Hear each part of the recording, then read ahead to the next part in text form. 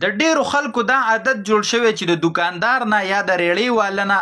سودا علي د خوراک سیستي اخلي نو هغه ورله لګي هغه سیز ورله تلی او دی لګي د هغه ځای نه خوراک کوي کله یو ځای نه سیز رخلی خولې ته اچي کله بل ځای نه سیز رخلی خولې ته اچي نو دا ځان سره یاد ساته چې دا ستا دپاره حلال نه دي دغه معمولي سیز چې تی دومره خبره نه ګڼې دا تا خېټې ته حرام واچول که هغه تا ته په خپله خوښه د مخکې نه وویل چې واله دا سیز وسکه نو بیا درکم نو د سکنې دپاره خو یې ته اخیستی شي یا اجازت درکو چې وسکه نو ته ترې وسکه خو چې هغه درته نه دی ویلي او ته لګی خوراک کې کله یو ځای ته لاسه چې کله بل ځای ته لاسه چې یو لګی خوراک کې نو دا ګوره ته حرام خورې دا ستا دپاره جایز نه دي که ته وایې چې ما ترې تپوس وکړو نو چې تپوس ته هر چا نه وکړي نو هغه وایي زه خیر دی نور زړه خو یې پرې نه زړه خو یې پرې نه بعضې وخت ګران سیز وي د هغې نه دومره معمولي شان سیز راغېستل هغه د ډېرو پیسو وي او دی به لګې خوراک به ترې کوي نو د هغه خو په دغه اجازت زړه نه وي نو چې زړه پرې نه شو نو هم ستا دپاره حلال نه شو نو لهذا دې عادت کې نن سبا زمونږ 90% خلک څه دي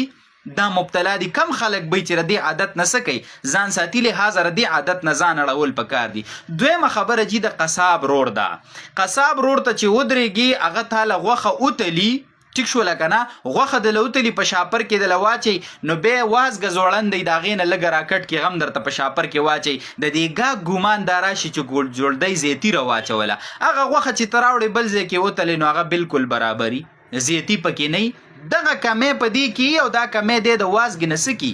دا درته پوره کي او ګاک ته دا شو کی چې دا ماته ته زیتی سکړله دا در واچوله قصاب رور ته پکار دی چې د دې عمل نه څه شي واوړي دا په تول ناپ کې کمې دی دغه شان که دکاندار دی او که د ریړۍ والا او که د ګاډۍ والا دی مخې ته یو سیز ایښی دی د شو د پاره او خرڅی پتا بل سیز مخې ته ښه سیز ایښی او خرڅی پتا بیکاره سیز دا په تول ناپ کې کمې دی او یو قوم داسې تیر شوی مستقل چې په هغوی د تول ناپ د کمی د وجې نه عذاب څه دی دا راغلی دی دغه شان زمیندار کاکا دی لاندې بیکاره خټکې کېښوستو او بره پې ښایسته 2-3 خټکي کېښوستو دا په تول ناپ کې کمی دی بره د ښه شلتالان کېښودو او لاندې پکې بیکاره شلتالان ایښي دي بره د ښه ټماټر ولګول لاندې د بیکاره ولګول دا ټول د دې چې څومره دغه دي تاسو په دې معاشره کې دا ټول په تول ناپ کې کمې دی او دا دوکه ده دا خرابي ده لهذا په دې باندې سړی سخت ګناهګاریږي او دا سخت مجرم جوړیږي او دا ګناهي کبیره ده دا وړه خبره جي نه ده نو لهذا دې نه ځان ساتل پکار دي کباپیر ورته دا نصیحت دی چې کله ته ورته آواز وکړې چې پاو په سودي نو وایي پاو به تاله زه په دې در کومه ټیک شو پیسې تا ته یادې کی خو چې کله دې تاله هغه پاو تیار کی نو هغه پاو نه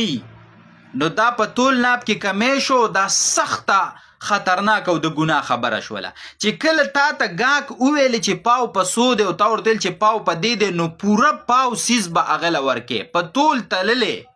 په تول تللې پاو سیز به هغه له راخلي دا به ورله پخې او دا به ورله ورکې که تا صرف په خوله باندې یاد کړه چې پاو په دې دي او بیا هغه د پاو نه کم دی نو ګورې دا تا په تول ناپ کې کمی وکړو دا ګناهي کبیره ده لهذا محترمو د دې ټولو خرابو نه ځان ساتل پکار دي په دې ټولو خرابو باندې په معاشره کې نظر پکار دی ستاسو به مهرباني دا وي که د معاشرې اصلاح غواړئ نو دا سیز په خپله واورئ او د مسلمانانو رونو سره شریک کړئ وصلی الله علی النبی الامین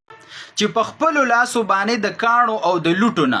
یوه جوسه جوړه کړي او مخامخې ځان ته کیدي او رام ورته کوي او هغه د خیر او د شر مالک ګڼي صحیح شوله که نه او چې په پړو باندې ته دغه بوت ته یو ځای نه بل ځای ته اوچتې او هغه رامات شي او بیا سرنیغه را وغورځېږي صحیح شوله نو دا څنګه خدای شو او دا څنګه رب شو هغه تا په پړو باندې تړلی دی او هغه ځان نشي بچ کولی د ځان نه مچ قدرې نشي شړلی د ځان نه ماشې نشي شړلی تاله به څه خیر درکړي او تاله به څه شر درکړي خو مسلمانانو په دې الحمدلله ووایي چې کوم رب دا تندې پیدا کړی صرف او صرف هغه رب ته په ځمکه باندې لګي الحمدلله کوم رب چې دا اندامونه پیدا کړي دي او دا جوسې پیدا کړي ده هغه رب ته په ځمکه باندې لګي ځکه عبدالرحمن بابا وایي هغه څوک دي چې ایمان بچاله ورکړي مسلمان لره ورکړی ایمان تا دی دا ایمان خو لوی نعمت دی دا خو د دنیا په تعلیم باندې نه دی دا خو چې کم دی ولې په دې هندوانو کې تعلیم یافته خلک نشته په دې کې سکالران او لوی لوی خلک د دنیا لحاظ سره نشته ولې نشته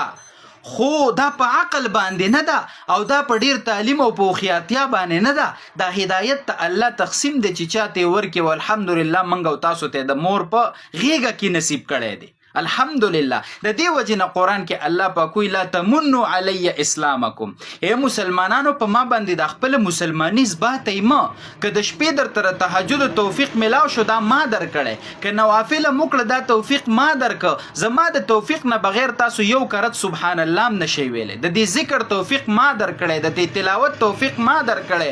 د دې 15 وخت د مونږ توفیق درته ما درکړی، که تبلیغونه موکړه، که جهادونه موکړه، که مولا به درسونه دی وکړه، د دې هر څه توفیق درته ما درکړل، نو په ما بخپل مسلمانی نسباتي. بل الله یمن علیکم ان هداکم للایمان، الله وی ز په تاسو احسان کوم چې تاسو ته ما هدایت نصیب کو، تاسو ته ما د ایمان لار نصیب کړله، خپل لار او د خپل پیغمبر لار مې درته وښوده، دا خو ز په تاسو احسان کوم. او د الله نه چاته پوس کولای شو که موږ تاسو په يهودو کې پیدا کړی وي، په نسواراو کې پیدا کړی وي، په مجوسو کې پیدا کړی وي، د اور عبادت هم کولې، د سخی عبادت هم کولې، د شیطان عبادت هم کولې. په دې ټیم کې په دنیا کې ډېر قومونه شته، څوک د سخی عبادت کوي، څوک د سپوږمۍ عبادت کوي، منګ او تاسو بس کولې. دا خو د الله تقسیم دی چې منګ او تاسو د مسلمان په کور کې پیدا کړو، هدایت منګ او تاسو ته سکه دی را نصیب کو. نو ځکه الله پاک وایي چې په تاسو خپل مسلمانی په ما باندې مزباتي، ز په تاسو احسان کوم چې ایمان مې درته سکه دا مې درته نصیب کو. نو الحمدلله دا د الله شکر دی چې منګ او تاسو الله پاک مؤمنان پیدا کړو، موحدین پیدا کړو، په ناموس رسالت، په ختم نبوت او دغه شان د الله جل شانه د یووالي په عقیده باندې پیدا کړو. نو د الله نه مو دغه سوال دی چې څنګه د مسلمان په کور کې پیدا کړو او هدایت او ایمان راته نصیب کو. نو الله دې په رګو ریشه کې دغه ایمان زمنګ رچاو کی او مرګ دې رب کریم په داسې وخت کې راولي چې زمنګ د زنکدن په سلګو کې د لا اله الا الله ناری وي او په زړه کې مو د توحید او د رسالت عقیده دا قائم او دائم وي. وصلی الله علی النبی الامین. د کم بیان سره چې میوزیک یا شان لګیدلې وي دا بیان اوریدل جایز دی او که جایز نه دی. زما محترمو دا داسې یو مسله ده چې نن سبا پکې د فیسبوک، د ټیک ټاک او د یوټیوب د دنیا ټول خلک مبتلا دي. نو راځي چې دا خبره موږ معلومه کو، اسې نه چې موږ بیان اورو زموږ ګناه کیږي، اسې نه چې موږ نعت او حمد اورو موږ په ګناه کې مبتلا یو. نو دا مسله موږ معلومه کو چې آیا په دې کې ګناه شته او که ګناه پکې نشته. ګوره جی اول خبره خداره چې کم کس د حمد او د نعت او د بیان سره میوزیک لګي، شان لګي، ستار رباب او د ټنګ ټکور आवाज ور سره لګي، دا کس د الله نه اوریږي، دا په سخت ګناه کې مبتلا دی، دا د الله نه اوریږي. و د خدای بنده ته دا سوچ نه کې چې دا کم نعت په خلکو باندې او یو د دې سره تا میوزیک لګولې دی، نو په دې نعت کې د هغه پیغمبر صفت کیږي چې کوم پیغمبر د ټنګ ټکور او د میوزیک نه منع فرمایلی ده، او کوم پیغمبر چې دا ویلی دی چې څوک غانې بجانې او ټنګ ټکور او د میوزیک اوري، نو د دې کس په زړه کې به منافقت داسې زرغونیږي لکه په اوبو سره چې واښه زرغونیږي. نو هغه پیغمبر خو د دې نه منع کړی ده علیه السلام، نو د هغه یو طرف ته د هغه صفت کیږي، قال الله قال الرسول بیانیږي، حمد و نعت لګېدلی دی، بل طرف ته د هغه پیغمبر د تعلیماتو خلاف سیز تا د هغه د صفت سره لګولې. نو په دې خبره خو په خپل ایمان باندې اویریږه، دا ته په څه کې مبتلا یې. کم کسان چې دا عمل کوي چې د نعتونو، د حمدونو، د بیانونو سره میوزیک او شان او ستار او رباب لګي، دی په خپل ګناهګار دی. او دا بیان او نعت چې څومره شیر کیږي او خلک یې څومره اوري، نو هغه ګناه ټوله په د پسې څه ده را روانه ده. دا خو د دې کس خبره شوه. اوس د هغه کس خبره وکړه چې کومې اوري، نو د دپاره اورېدل جایز دي که جایز نه دي؟ نو بالکل جایز نه دي. داسې بیان چې د هغې سره میوزیک دی، حمد دی، نعت دی او میوزیک ورسره دی، دا اورېدل جایز نه دي. دا په ګوړه کې زهر ورکول دي. ګوره کم سړی چې ګانا اوري که نه، نو هغه ځان ته په زړه کې ګناهګار وایي چې زه ګانا اورم، دا زه ګناه کوم. او کم سړی چې نعت اوري او حمد اوري او بیان اوري او د هغې سره میوزیک او ستار والی شوی دی، نو دی په زړه کې وایي چې ګورئ زه د ثواب کار کوم او مبتلا په څه کې دی؟ په ګناه کې دی نو دا په ګوړه کې زهر ورکول دي دا خطرناک دي. نو لہذا په دې عمل کې چې کم خلک مبتلا دي مدسي بیانونه اوري مدسي ناتونه او حمدونه اوري بلکې د بعضی ناتونو سره مونږ وکړه چې ښکارا د ګانو بجانو سره چې کم ټنګ ټکوري نو اقې ور سره مکمل لګولې او دا به خوندلې وي دا زما د پیغمبر صفت ته په توهین کې مبتلا و د الله بنده په توهین کې مبتلا یقین وکا په دې عمل باندې او یریګا که په دې سیز من خبره ونکو دا سیز من منی نکو نو اسیم لاړه د ناتونو نه غانې جوړ شوي د بیانونو نه میوزیک جوړ شو نو هغه د ثواب زیبه په کم ځای کې بیلټو هغه خو زمنګ نه ورک شو. نو مهرباني وکړئ چې کوم نوجوانان دا کار کوي هغه دا خبره قصې پرې دی د علماو نه په تاسو کې خیر دی زه خو یو ادنا طالب علم یم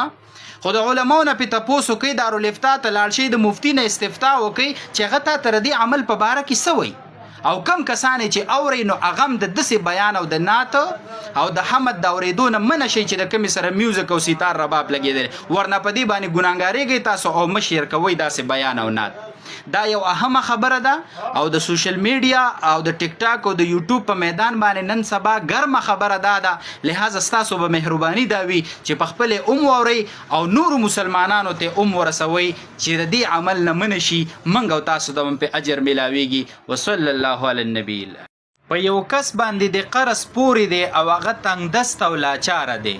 او تو ورله مهلت ورکې او نرمي ور سره کې نو اے مسلمان ته د ځان په باره کې لږ خبر شه چې ستا په باره کې نبی علیہ السلام مبارک په احادیثو کې د کم فضیلت اعلان کړي. یقینا سړی چې دغه فضیلت واوري او خبر شي نو سړی او پسخیږي چې کاش زمام دومره وس کې دی چې د غریب او لاچارو سره مې مدد کولې او بیا مې ور سره نرمي کولې او مهلت مې ورله ورکولې چې دا فضیلت ماته حاصل شوی وي.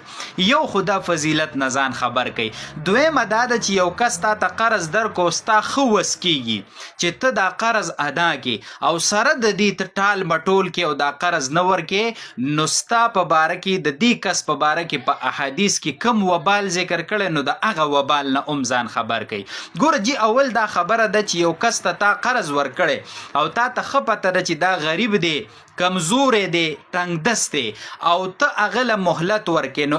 امام احمد رحمت الله علیه یو حدیث نقل کوي فرمایي چې نبی علیہ السلام مبارک او فرمایل چې څوک تنگ دست له مهلت ورکې ټیک شو لکه نه گزاره ور سره کوي نو د هر ورځ روزانه حساب سره دل الله د دغه قرض په مقدار باندې د صدقې ثواب ورکړي. سبحان الله دا څومره کمال دی. صدقه مصیبتونه وخیخه او حدیث کې راځي صدقه د الله غصه مړه کوي. څومره فضیلت دی. نو چې ته دې تنگ دست له مهلت ورکې نو روزانه د دغه قرض په مقدار د صدقې ثواب روزانه تاته ملاويږي. او به دغه حدیث کې سره راځي چې کله هغه نیټه راشي چې د تنگ دست ورته خودلې و او هغه سره پیسې نه دی ورله به مهلت ورکې نو د دینه پس ورله د دغه قرض په ډبل باندې د صدقې ثواب سو روزانه حساب سره ورکي. ماشاءالله څومره د کمال فضیلت ته سړی ورته حیران شي. او په بل حدیث مبارک کې راځي د ابو هريره سے روایت ته امام ترمذی سے نقل کړي چې څوک تنگ دست له مهلت ورکي یا دغه په قرض کې کمی کوي چې لکه تعالی خو ما 10 زره درکړي خو خیر دی د الله سپری د الله سره لراکا کمی ور سره په قرض کې کوي نو وی الله پاک به د قیامت په ورځ د عرش د سوري د لاندې ورلزي ورکی په کوم ورځ چې بر د سور دغه سوري نه علاوه بل سوري نه. دا څومره د کمال فضیلت ته الله دې موږ ټول ته نصیب کی. ټیک شو لکه نه او د چا چې په نورو قرضونه پوری دی غوي ته دې الله دا نصیب کی دا فضیلت نو دا خو جی دا د کمال فضیلت شو. دویمه خبردار چې تعالی چا قرض درکړ او ستا خو وس کیږي او سره د طاقت او د قدرت ته دا قرض هغه ته نه واپس کې او ټال مټول کې نو د بخاری په حدیث او د مسلم په حدیث کې دې ته ظلم ویلې ته د الله او د رسول په کتاب کې ظالم لیکل شي. بل روایت کې راځي چې دا کس د قدرت باوجود قرض نه واپس کوي نو دا ظالم او فاسق دی. نو دا څومره خطرناک فتوا ده چې پتا باندې لګي چې تا ته ظالم ویلې شوی د الله په کتاب او د الله او د پیغمبر په عدالت کې او فاسق حق درته ویلی شوی دی. نو لحاظه د دې ظلم نه څکه ځان وساته. په منځونو دا پردی حق نه ماف کیږي، په روجو او په حجونو نه ماف کیږي، په تهجدو نه ماف کیږي. او